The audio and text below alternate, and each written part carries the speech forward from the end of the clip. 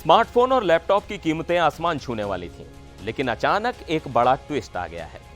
America के राष्ट्रपति Donald Trump ने एक ऐसा फैसला लिया है जिसने एप्पल, डेल और एनवीडिया जैसी टेक कंपनियों को राहत की सांस दी और चीन को सोच में डाल दिया। आज हम बात करेंगे ट्रंप के इस टैरिफ मास्टर स्ट्रोक की, जिसमें स्मार्टफोन्स, लैपटॉप्स और दूसरे इलेक्ट्रॉनिक्स को बड़ी छूट मिली है। तो तैयार हो जाइए, क्योंकि ये कहानी जितनी मजेदार है उतनी ही दिलचस्प भी।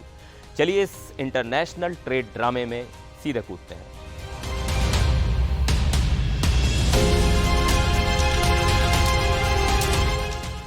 नमस्कार, मैं हूं सिद्धार्थ प्रकाश।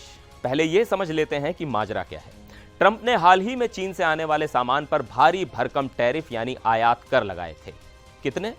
पूरे 125% के रेसिप्रोकल टैरिफ। लेकिन रुकिए, इसके अलावा एक और टैरिफ था 20% का, जो ट्रंप ने अमेरिका में फेंटानिल ड्रग क्राइसिस की वजह से चीन पर लगाया था। यानी अगर दोनों टैरिफ मिल जाएं तो चीनी सामान की कीमतें गजब ढा सकती थीं।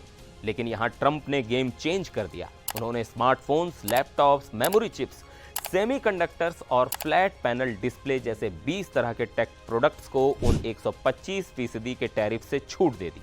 इसका मतलब इन प्रोडक्ट्स पर अब सिर्फ वो 20% वाला फेंटानिल टैरिफ ही लागू होगा। तो फोन और लैपटॉप की कीमतें जितनी डरावनी हो सकती थी उतनी बढ़ेंगी नहीं। अब आप सोच रहे होंगे इससे फायदा किसे हुआ?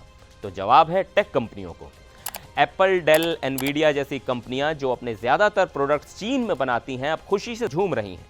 और सिर्फ चीन ही नहीं, ताइवान से आने वाले सेमीकंडक्टर्स और भारत में बनने वाले आईफोन्स पर भी ट्रंप के 10% बेसलाइन टैरिफ से छूट मिली है।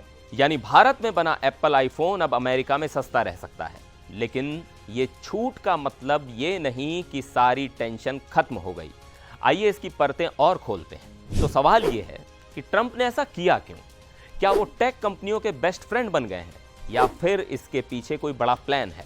ट्रंप ने शनिवार को कहा कि सोमवार को मैं आपको इसका जवाब दूंगा। लेकिन व्हाइट हाउस के एक अधिकारी ने हिंट दिया कि ट्रंप जल्द ही सेमीकंडक्टर्स पर एक नई राष्ट्रीय सुरक्षा जांच शुरू कर सकते हैं, जिससे शायद नए टैरिफ आए। मतलब अभी तो ये ट्रेड ड्रामा खत्म नहीं हुआ। दूसरी तरफ चीन ने भी जवाब में अपनी आवाज बुलंद की है। चीनी मंत्रालय ने कहा कि ये अमेरिका का छोटा सा कदम है अपनी गलती सुधारने की दिशा में। और सुनिए, उन्होंने ये भी कहा कि बाघ के गले की घंटी वही खोल सकता है जिसने बांधी।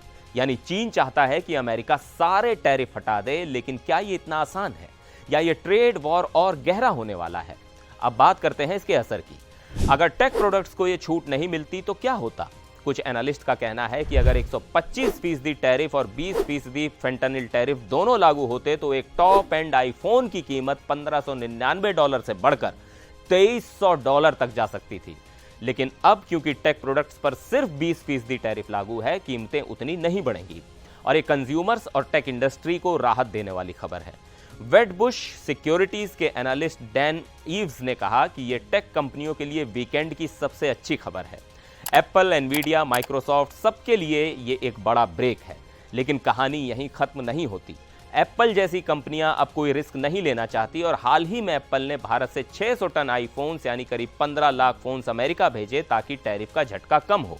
और सिर्फ एप्पल ही नहीं, एनवीडिया और ताइवान सेमीकंडक्टर जैसी कंपनियां भी अब अमेरिका में अपनी मैन्युफैक्चरिंग बढ़ाने की प्लानिंग कर रही हैं। व्हाइट हाउस का कहना है कि ट्रंप चाहते हैं कि चिप्स, स्मार्टफोन्स जैसी जरूरी टेक्नोलॉजीज अब चीन पर डिपेंड ना रहें। तो क्या यह अमेरिका की मेड इन यूएसए पॉलिसी का हिस्सा है? अब थोड़ा मार्केट की बात। ट्रंप के टैरिफ फैसलों से फाइनेंशियल मार्केट्स में हलचल मची हुई है। गोल्ड की कीमतें रिकॉर्ड हाई पर पहुंच गईं और यूएस डॉलर में भी उतार चढ़ाव देखने को मिला। कुछ लोग कह रहे हैं कि अगर टैरिफ ऐसे ही बढ़ते रहे तो अमेरिका में रिसेशन का खतरा भी हो सकता है।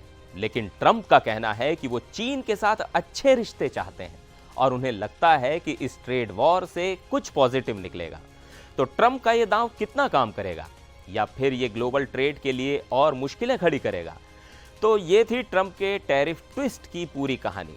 एक तरफ टेक कंपनियों और कंज्यूमर्स को राहत, तो दूसरी तरफ चीन के साथ ट्रेड वॉर का नया चैप्टर। आप क्या सोचते हैं?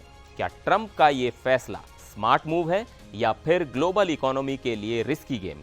नीचे कमेंट में जरूर बताइए। और अगर आपको ये वीडियो पसंद आया हो तो लाइक, शेयर और सब्सक्राइब करना ना भूलें।